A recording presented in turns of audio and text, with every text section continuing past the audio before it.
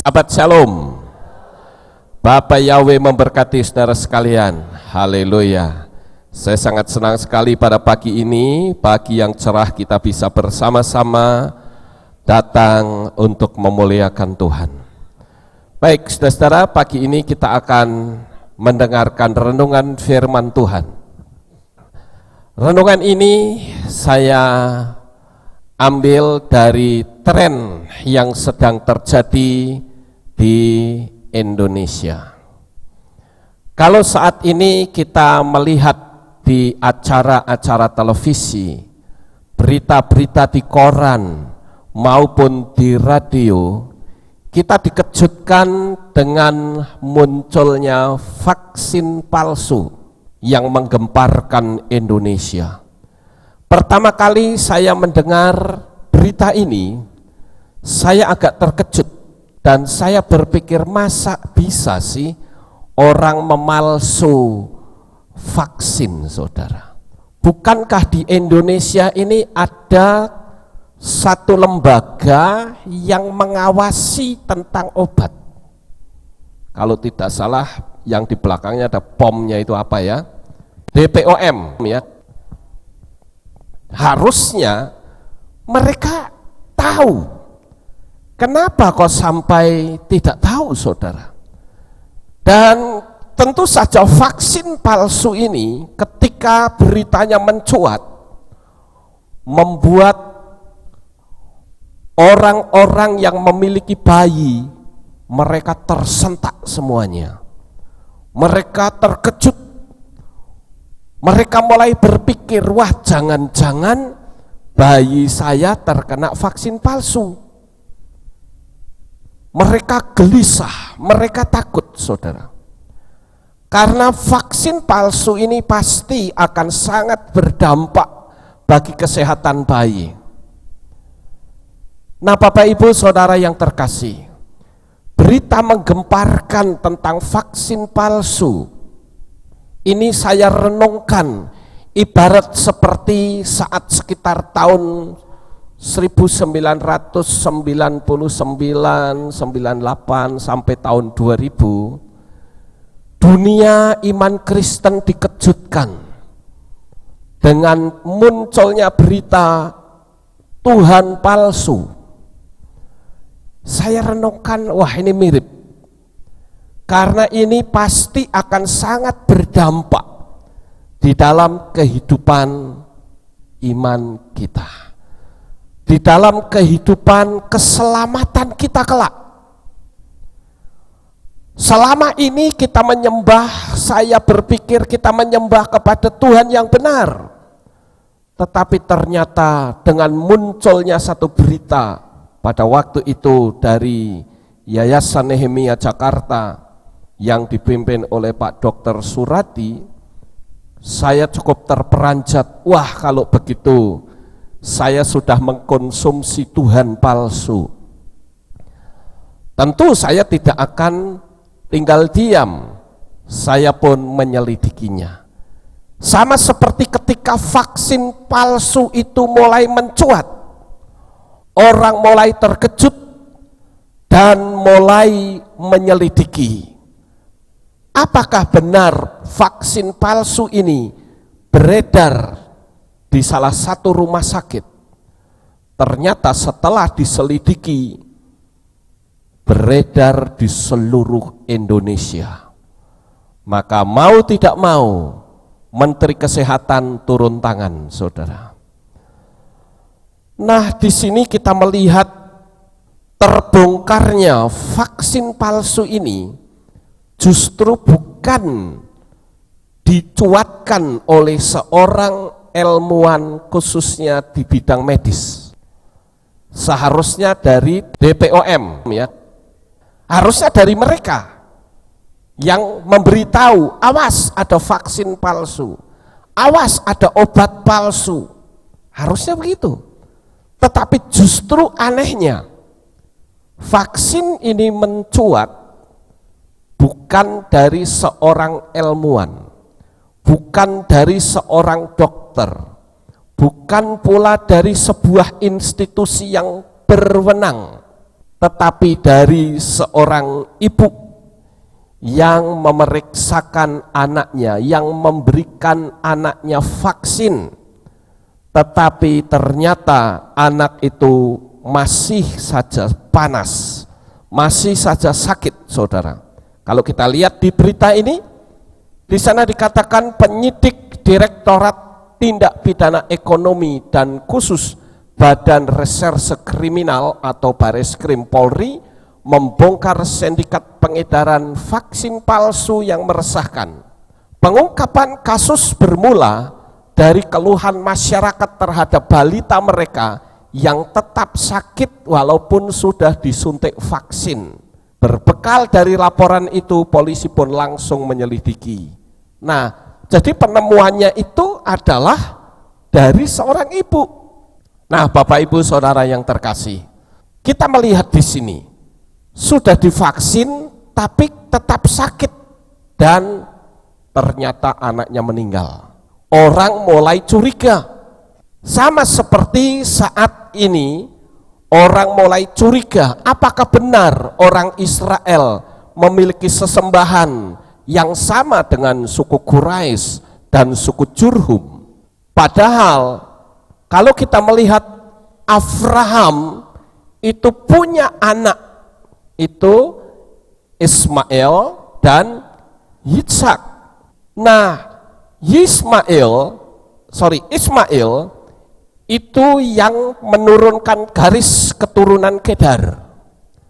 Dan Ismail itu menyembahnya bukan Allah, bukan.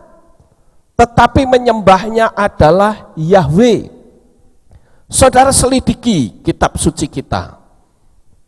Tidak pernah Ismail yang menurunkan garis keturunan sampai ke kaum Kedar itu menyembah dengan sesembahan yang tadi saya sebut. Tetapi dia menyembah kepada Yahweh. Begitu juga dengan Yitzhak. Yitzhak juga menyembah kepada Yahweh. Tetapi aneh, kalau kita lihat garis keturunan itu mengarah ke kaum Kedar, bisa terbagi menjadi dua. Yang satu menyembah kepada nama sesembahan yang tadi saya sebut, yang satunya tetap menyembah kepada Yahweh. Lalu di manakah letak distorsinya di sini? Ada Tuhan yang benar-benar Sang Pencipta dan ada Tuhan yang palsu. Dan ini sangat berdampak, saudara. Kalau bayi divaksin dengan vaksin yang palsu, bayi itu mati. Begitu juga kalau kita menyembah kepada Tuhan yang palsu, kita pun pasti akan binasa selama-lamanya. Amin. Jadi di sini kita melihat ada satu kesamaan antara vaksin palsu dan Tuhan palsu. Orang-orang Kristen menyembah dengan berkata haleluya, tetapi mereka menolak Yahweh. Ini aneh, ini unik, saudara. Seharusnya kaum teolog itu langsung ngeh, siapa sebetulnya biang keladi semuanya ini. Orang mulai menyelidiki dan akhirnya ketahuanlah siapa sebetulnya yang memasukkan nama Tuhan palsu itu ke Lembaga Alkitab Indonesia. Di situ ada satu nama yang mencuat, yaitu Abdullah bin Abdul Qadir Munshi, yang notabene-nya dia bukan beragama Kristen. Tetapi Tuhan yang palsu itu sudah terlalu dinikmati, saudara, sehingga orang menganggap enggak bermasalah.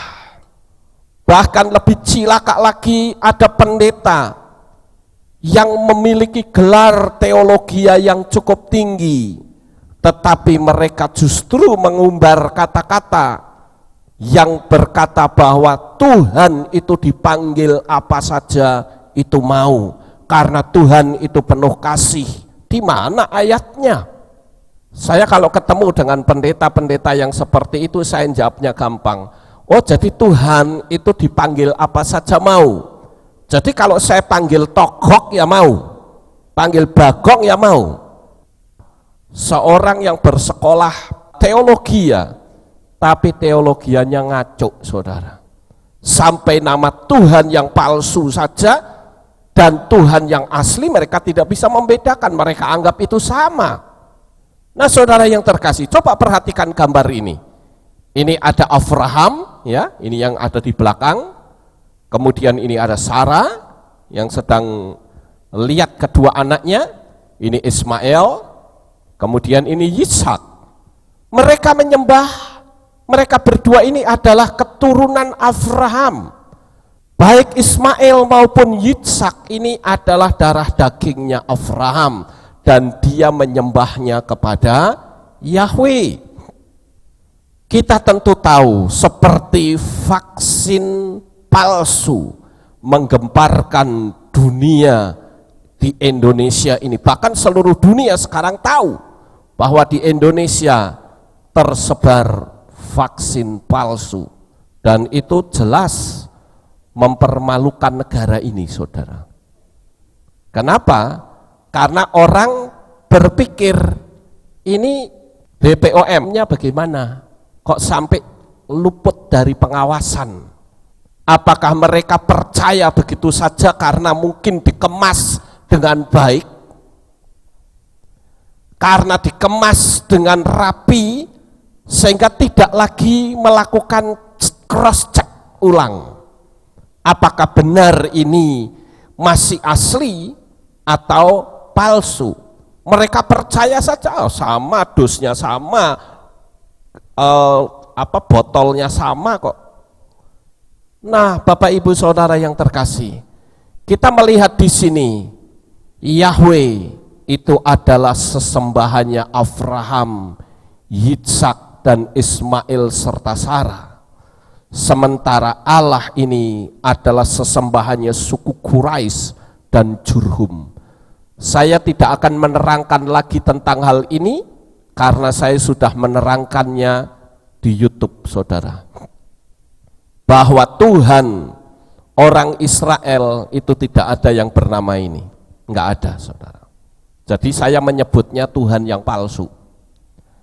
Kemudian saudara yang terkasih, kita lihat di sini vaksin palsu itu ternyata membawa kematian bayi-bayi yang tulus.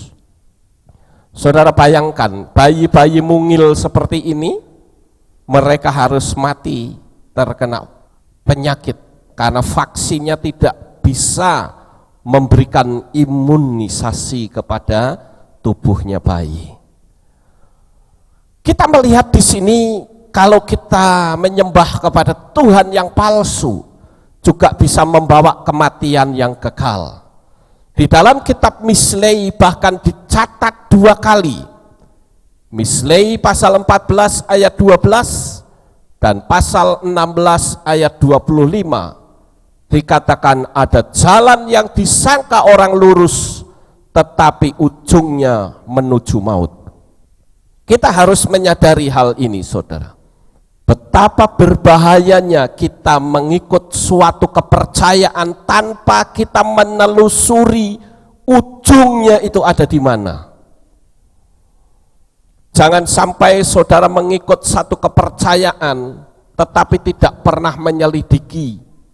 Pokoknya ikut saja main percaya dengan apa yang pendeta-pendeta sampaikan. Jadi kalau orang sudah pasrah bongkoan nggak mau belajar dan celakanya pendetanya juga tidak mau belajar, wah cilaka saudara. Jemaat yang tulus yang datang butuh keselamatan akhirnya dia tersesatkan. Bapak Ibu Saudara yang terkasih, mari kita renungkan hal ini. Masalah sesembahan yang berasal dari Israel dan bukan itu harus ekstra ketat. Tidak bisa kita toleran lalu kita berpikir wah enggak apa-apa, toh itu juga enggak masalah. Oh, ini berbahaya, saudara. Sekali lagi kitab Mislei sudah memberitahu ada jalan yang disangka orang lurus, orang berpikir ini pasti benar, ternyata ujungnya menuju maut, menuju kebinasaan. Sekali lagi, vaksin palsu membawa kematian bayi-bayi yang tulus. Begitu juga Tuhan yang palsu membawa kematian yang kekal bagi jemaat setulus apapun dia ketipu, saudara. Kemudian yang berikutnya yang kita bisa renungkan dari masalah vaksin ini adalah ternyata si pembuatnya ini usianya masih sangat muda. Dan dia juga pernah bekerja di rumah sakit. Lalu kalau kita perhatikan di sini di harian Warta Kota, saudara, ada satu headline yang cukup besar. Berita utamanya dikatakan pembuat vaksin palsu menyesal. Ya kalau menyesal ya sudah terlambat. Dia sudah ada dalam ranah hukum. Dia menyesal, memang dia betul menyesal, tapi jerat hukum tidak akan melepaskan begitu saja. Sama seperti ketika kita nanti mati dan ternyata kita menyembah kepada Tuhan yang palsu, kita menyesal. Kenapa ya dulu saya bertahan? Kenapa ya dulu saya ngotot? Sekarang saya tahu bahwa saya berada di kebinasaan yang kekal. Tuhan, ampunilah saya menyesal sekali Tuhan. Lalu Tuhan berkata, ya nak, aku ampuni segala dosamu. Begitu? Tidak, saudara. Nggak ada lagi kesempatan. Jadi kita harus berpikir dengan satu pikiran yang jernih. Pada waktu dulu saya menyampaikan hal ini, saya dihujat oleh banyak orang, saya tidak peduli. Orang mau menghujat saya, orang mau keluar dari gereja, buat saya nggak masalah. Wong saya yang belajar kok. Mereka kan hanya terima saja. Saya kemarin bercerita dengan seorang teman, saudara, yang datang dari Jogja ke Magelang. Saya bercerita kenapa saya justru pada saat gereja sedang naik daun, saya berani menyampaikan bahwa Tuhan kita bernama Yahweh, selain itu kita tidak boleh menyembahnya. Sekalipun resiko saya harus dihujat, disesat-sesatkan, jemaat lari, buat saya tidak masalah. Saya ngomong sama teman saya di sini dikasih makan oleh jemaat. Kalau saya ngerti kebenaran dan jemaat saya biarkan mengikuti Tuhan yang salah, maka saya sama saja membinasakan jemaat yang memberi makan saya. Saya disebut sebagai gembala yang keji. Saya katakan begitu. Saya juga memberitahu kalau Bapak sudah percaya kepada Bapa Yahweh, jangan terpengaruh dengan lingkungan. Jangan sampai Bapak merasa gak nyaman kalau nanti disesat-sesatkan. Wong keselamatan itu sifatnya pribadi. Bapak Ibu Saudara yang terkasih, pembuat vaksin palsu menyesal, tapi sudah terlambat. Ranah hukum sudah menjerat dia, dan sudah tidak ada lagi pembebasan. Dia harus terima konsekuensi dari perbuatannya yang jahat, membinasakan anak-anak yang mati karena vaksin palsu. Nah, saudaraku yang terkasih, lalu bagaimana dengan dunia iman Kristen pada umumnya? Apakah kitab percetakan kitab suci menyesal? Dia yang menuliskan Tuhan palsu itu menyesal? Ternyata tidak. Percetakan tidak menyesal. Bahkan kamus di belakang yang menjadi pemicu terbongkarnya nama Yahweh yang diganti dengan Tuhan palsu sekarang justru dihilangkan. Ini sama, ada kemiripan saudara. Bedanya pembuat vaksin palsu nyesel, kalau ini sudah dikasih tahu enggak nyesel, enggak peduli. Dia tetap aja seolah-olah dia punya kuasa, punya otoritas. Kenapa? Karena dia nunggu nanti, kecuali kalau seluruh gereja mengusulkan. Ini kan ngawur saudara. Tapi biarlah itu terjadi seperti yang tergenapi dalam kitab 2 Timotius 3 ayat 13. Tetapi orang jahat dan para penipu, mereka akan makin bertambah jahat, seraya menyesatkan dan disesatkan. Hati-hati saudara. Dari tempat percetakan inilah muncul iman. Iman yang benar dan iman yang salah itu dimulai dari kitabnya yang harus benar. Jadi saya merenungkan tentang vaksin palsu ini, saya berpikir, wah kok ada kemiripan ya. Kemudian saudara-saudara yang bisa saya renungkan lagi adalah gaya hidup mewah dari hasil pemalsuannya itu ditonjolkan di media sosial, di Facebook dan di Twitter. Tapi sekarang 2 akunnya katanya sudah ditutup saudara. Dia pamer kekayaan, rumahnya bagus, ada kolam renangnya, kemudian naiknya juga Pajero, gaya hidupnya mewah dari hasil pemalsuannya. Ini saya jadi merenung, gereja-gereja pun sama seperti itu.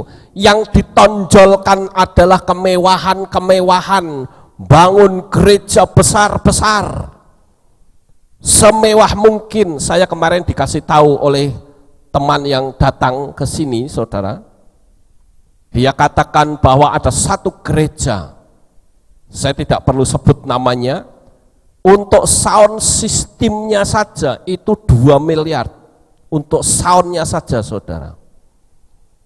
Dalam hati saya, ini sound 2 miliar itu kayak apa ya?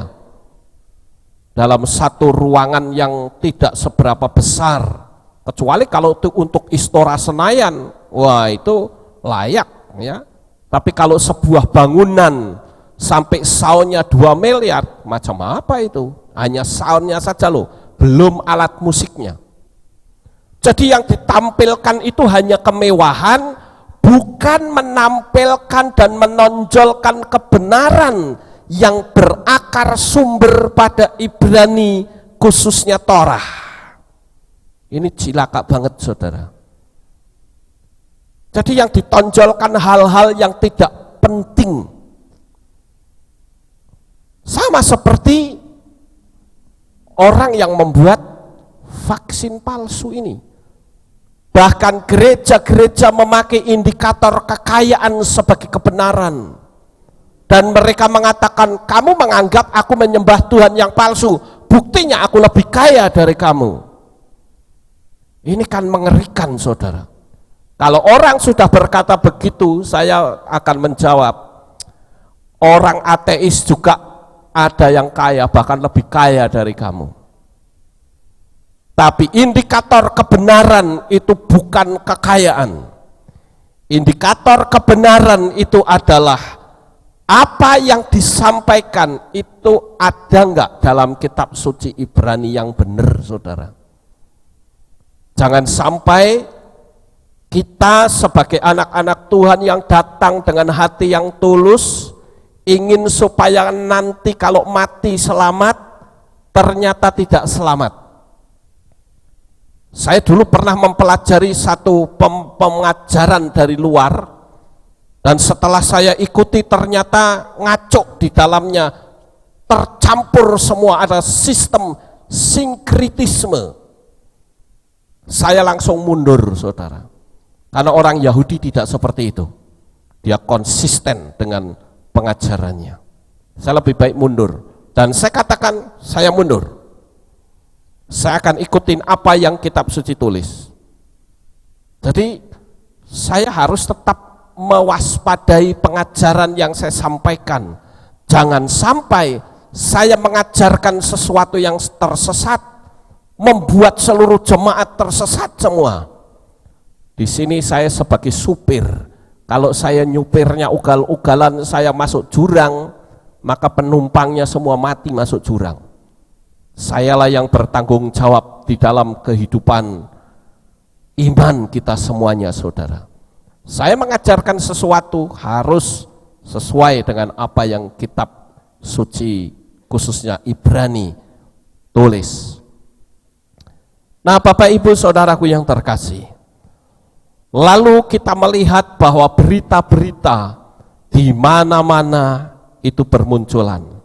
Bahkan sampai Bapak Presiden Joko Widodo juga ikut berbicara. Dan di situ orang-orang khususnya yang memiliki bayi, mereka mengatakan hukum yang berat pemalsu vaksin ini. Jadi saya katakan ada hukuman berat bagi pengikut Tuhan yang palsu juga. Nama Tuhan yang kudus diganti dengan nama berhala. Nah, ini yang kita harus berhati-hati, saudara. Jangan sampai kita mengikuti suatu gereja, kita berpikir gereja itu benar karena gerejanya mewah, ada mujizat, berarti karena ada mujizat itu pasti benar. Tidak. Bapak Ibu Saudara, dukun-dukun juga bisa bikin mujizat. Jadi yang benar adalah ikuti apa yang kitab suci tulis. Makanya kita sudah diingatkan dalam kitab Shemot 23 ayat 13. Di sana dikatakan, dan dalam segala hal yang telah kufirmankan kepadamu, haruslah kamu waspada. Jangan kamu menyebut nama ilah-ilah lain. Hal itu jangan kedengaran dari mulutmu. Perhatikan kata, jangan kamu menyebut nama ilah lain. Hal itu jangan kedengaran dari mulutmu. Jadi kita menyebut nama ilah lain itu sebetulnya tidak boleh. Saya tadi sudah menyebut beberapa kali. Tetapi karena saya hanya ingin menerangkan kepada saudara, bukan untuk menyembah. Oleh karena itu, di tahun 2000 saya membuat sebuah pernyataan tegas bahwa nama sesembahan lain tidak boleh disembah dari mimbar ini, apapun resikonya. Kalau masalah keselamatan, kita tidak bisa toleransi, saudara. Bedanya kita dengan orang luar, kalau orang luar enggak toleransi, dia mukul kita, dia menghajar kita. Tapi kalau kita tidak, saya tidak sependapat dengan Anda, selesai, enggak ada main pukul-pukulan. Karena firman Tuhan mengajarkan bahwa keselamatan itu juga merupakan suatu anugerah dari Bapa Yahweh. Lambok orang ditatah sekalipun hatinya dengan nama Yahweh, tapi kalau dia belum mendapatkan anugerah, orang akan sulit bisa menerima, saudara. Sama seperti orang-orang Kristen yang anti Torah.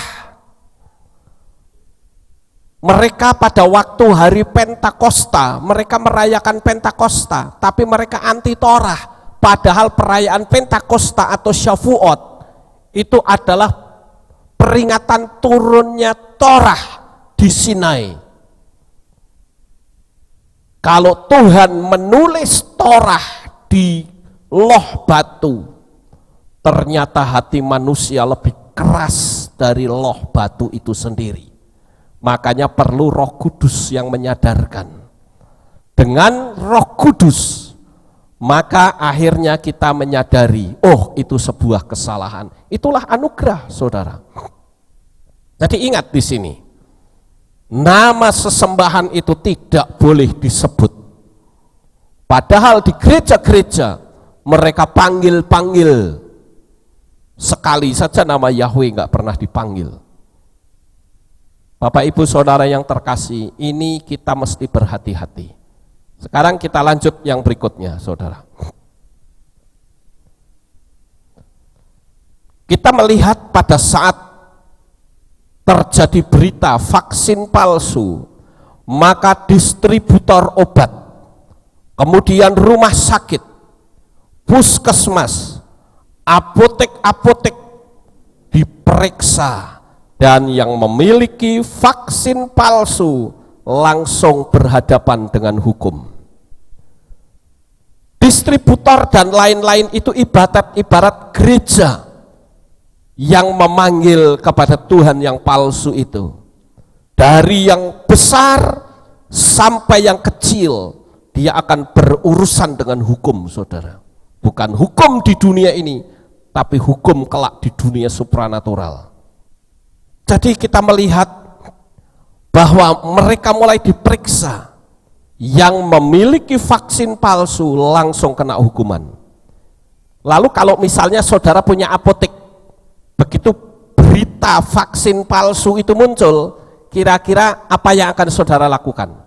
Karena ternyata di apotek saudara itu kedapatan vaksin palsu masih 10 dus besar. Kira-kira apa yang saudara lakukan?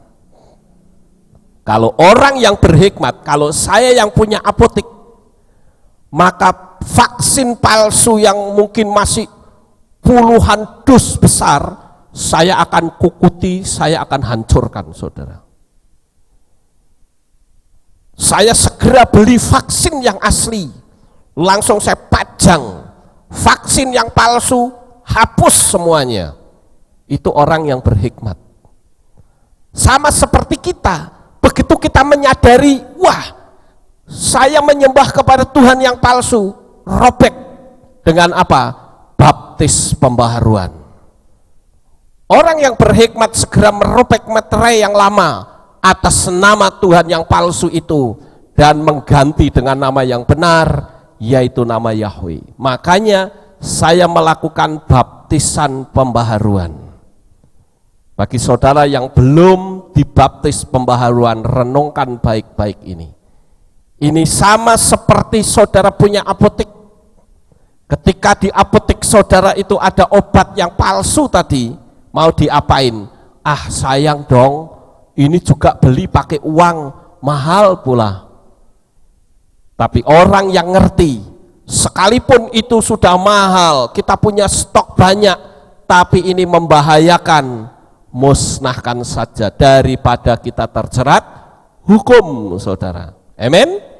Nah, itu yang pakai hikmat. Kemudian saya mendengar lagi berita, saudara, bahwa vaksin palsu ini ternyata sudah 13 tahun beredar di Indonesia. Wow, pantesan rumahnya mewah, ada kolam renangnya, mobilnya juga Pajero. Bayangin 13 tahun. Omset per bulannya saja sudah puluhan juta. Bahkan mungkin ratusan juta. Pantas kalau rumahnya itu mewah. Gaya hidupnya mewah. Mobilnya saja mewah, saudara. Dan di situ saya sempat merenung, kenapa ya? Orang-orang yang bertitel dokter dan ahli kesehatan tidak bisa mengungkap. Justru orang yang memiliki bayi yang mengungkap kepalsuan ini. Saya juga merenung seperti apa yang kitab suci tulis di dalam kitab Matius 11 ayat 25. Kalau saudara buka kitab Matius itu, mari kita akan coba lihat, saudara. Kitab Matius atau kitab Matius pasal yang ke-11 ayat yang ke-25. Pada saat itu sambil menanggapi, Yesua berkata, "Aku mengaku kepadamu ya Bapa, Tuhan langit dan bumi, bahwa Engkau telah menyembunyikan hal-hal ini dari orang bijak dan pandai, tetapi Engkau menyingkapkannya kepada anak-anak." Justru orang yang tidak pernah diduga mereka bisa menyingkapkan hal-hal itu. Di dalam 1 Korintus 1 ayat 27 juga dikatakan, akan tetapi Elohim telah memilih mereka yang bodoh bagi dunia, supaya Dia dapat mempermalukan mereka yang berhikmat. Dan Elohim telah memilih mereka yang lemah bagi dunia, supaya Dia dapat mempermalukan mereka yang kuat. Tuhan kita itu tidak peduli orang mau pandai mau bodoh.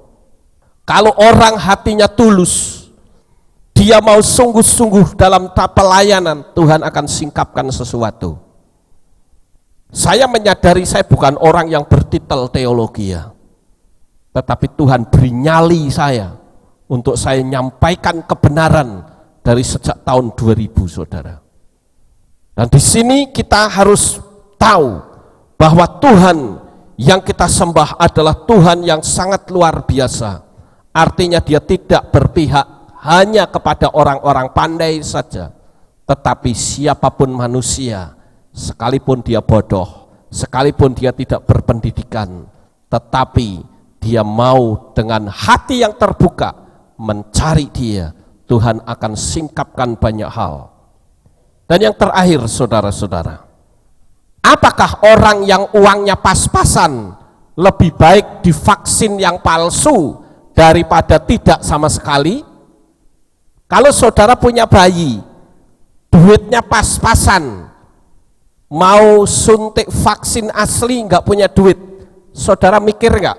Daripada nggak divaksin, udahlah divaksin palsu aja nggak apa-apa, yang penting kan divaksin. Mau seperti itu apa tidak kira-kira? Nggak mungkin, karena saudara tahu resikonya, saudara. Sama seperti orang Kristen, apakah tetap pergi ke gereja yang menyembah Tuhan yang palsu daripada tidak ibadah?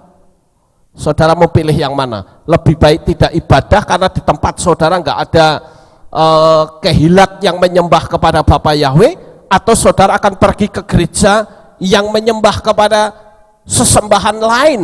Yang penting kan saya ke gereja. Pilih mana?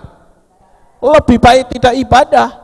Ibadah sendiri di rumah, kumpulkan keluarga, nyanyi-nyanyi, dengar firman. Atau mungkin saudara bisa mengkonsumsi video saya di YouTube. Kan lebih baik begitu, saudara. Daripada saudara berpikir, daripada saya nggak ke gereja, ini kan banyak orangnya, kalau orangnya banyak pasti benar. Wah, ini cilaka kalau sudah seperti itu, saudara. Nggak bisa kita seperti itu. Kenapa? Karena kitab suci memberitahu kepada kita di dalam kitab Devarim. Sebagai ayat yang terakhir, mari kita buka kitab Devarim atau kitab Ulangan pasal yang ke-12, dan kita akan membaca ayat yang ke-13 sampai 14. Ayat ini mudah diingat, saudara. Devarim 12, 13, 14. Ya, Devarim itu kitab Ulangan. Dikatakan demikian, awasilah dirimu supaya jangan kau buat persembahan-persembahan bakaranmu membumbung di setiap tempat yang dapat engkau lihat. Namun di tempat yang akan Yahweh pilih di salah satu sukumu, di sanalah engkau harus membuat persembahan-persembahan bakaranmu membumbung, dan di tempat itulah engkau harus melakukan semua yang telah kuperintahkan. Jadi kalau kita ibadah di satu tempat di mana nama Bapa itu tidak disebut, Tuhan bilang keluar dari situ. Beranikah kita keluar dari komunitas yang salah? Kebanyakan saya kalau menyuruh orang keluar dari komunitas gereja yang salah, mereka alasannya begini, karena saya di situ sudah banyak temannya. Loh, saya katakan kalau memang banyak temannya kan tidak harus ibadah. Saudara bisa kunjungi ke rumahnya. Sama nggak kira-kira? Sama saja. Saudara berkunjung ke rumahnya atau ajak teman saudara makan. Ayo kita makan yuk, jalan-jalan. Sama saja. Tapi bukan untuk yang 2 jam itu loh. Karena ritual itu tetap ritual. Nggak main-main, saudara. Jadi kita sebagai anak-anak Tuhan kita harus betul-betul tegas. Kalau sudah bicara tentang nama, itu basic kita. Selamat dan tidaknya itu tergantung dari situ. Sukses besar untuk saudara. Bapak Yahweh memberkati. Haleluya.